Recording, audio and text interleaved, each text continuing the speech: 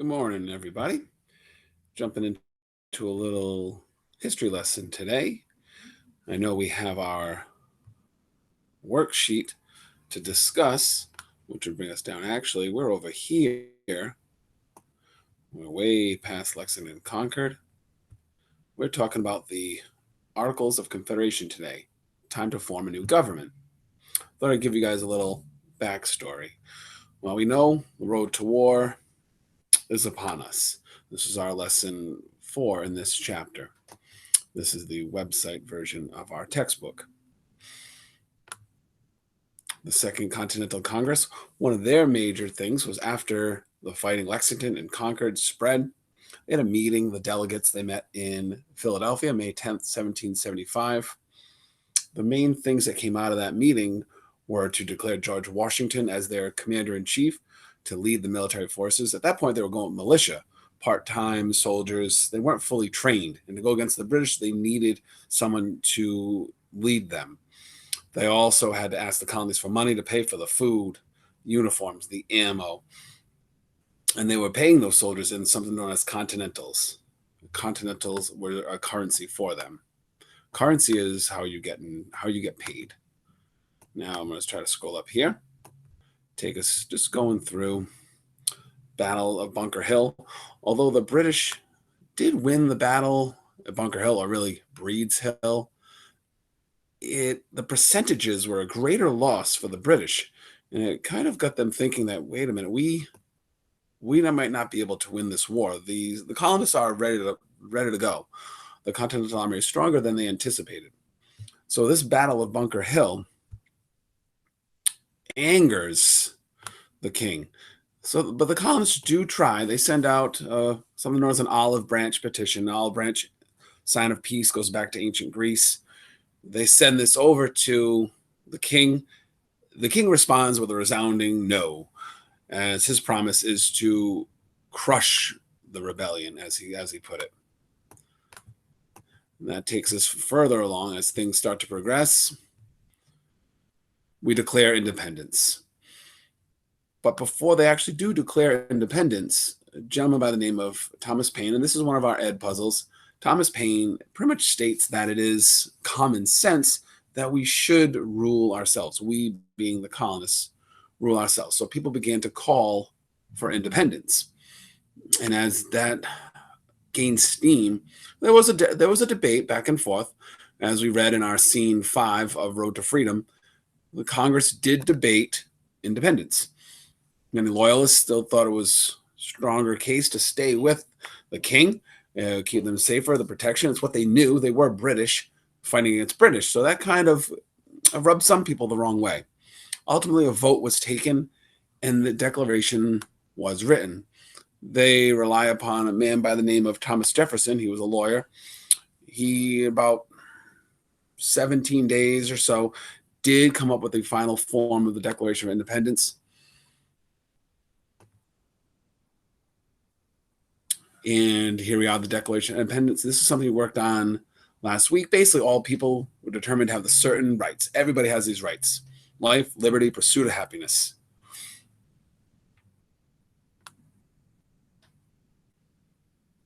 And they did send along a list of grievances or complaints to the king that they tried to settle them peacefully. They did try to send that olive branch, but they're free and independent, and they're willing to fight for it. Congress does approve this declaration. It is dangerous because, as Ben Franklin put it, we must all hang together, or we should all hang separately. They had to unite against the British. United they stand, divided they fall. They had to be a united front against the British. And this was a huge document. It sparked interest around the world that countries that were being overrun or dislike their leadership, they could fight for their independence. They could seek equal rights.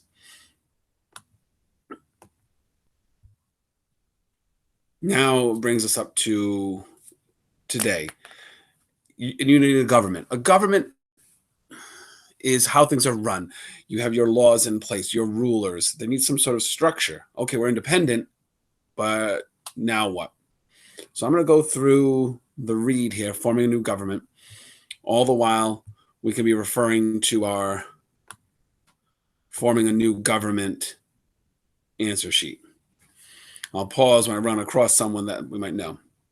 Forming a new government. The Second Continental Congress set up another committee to plan how to unite the 13 states. Unite, bring together.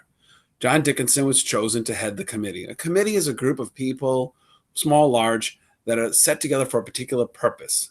A lot of times you'll have a large group like Congress, and they'll put together a particular committee to, okay, we're a coronavirus committee. How are we going to tackle this issue? So he heads this committee.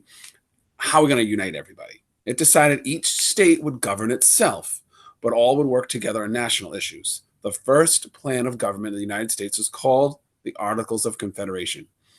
It was a big change from being governed by a king. This is the first plan, Articles of Confederation. Years later, we will have something known as the Constitution. Right now, we're going with the Articles of Confederation. It kept the states very powerful, but really it's a collection of independent states, which made it kind of hard to unite during a war. The Articles of Confederation. The Articles of Confederation were approved by Congress in 1777 and later by the states. Now, this is a little bit ahead of where we were at that moment with the Declaration in 1776. We moved ahead a little bit here. Under the Articles, each state elected representatives to serve in a national legislature. Legislature is where your laws are made. It was called the Confederation Congress. So your national legislature is your Confederation Congress. I think right here we already had discussed our committee head. The committee head, it looks like we have a gentleman by the name of John Dickinson heading this committee. And this plan is going to be, the plan is the Articles of Confederation. That's the first plan. Now they're talking about the national legislature where the laws are made. And it looks like over here on this right column, it's the Confederation Congress. Now it seems like the only thing I'm missing, weaknesses. What makes this not so good, this plan? Did they rush it? I don't know. Let's see. Until 1789, this Congress made laws for the new nation. It helped keep the states together during the Revolutionary War. They didn't want to change it probably too much during that time because during the war, that's not something you really want to deal with as a country, is taking apart something you just started for your how to run your country. The war was the main objective. However, the Articles had weaknesses that caused problems for this new government. Weaknesses of the Articles. Americans were fighting a war to win their independence. They feared that a strong national or central government might threaten their freedom. As a result, the Articles of Confederation left most of the power with the states. They were afraid the central government, national government, would pretty much become like a king. So this is something they were afraid of. So fearing that, they didn't want the national government too strong, so they gave a lot of power to the states.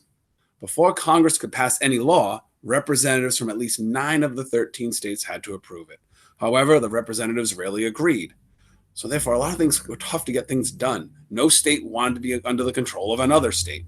Even if the representatives approved a law, Congress didn't have the power to enforce it. So even if they did approve something, if they got 9 out of the 13, they didn't have the authority to enforce it. The Articles limited the powers of the national government in other ways too.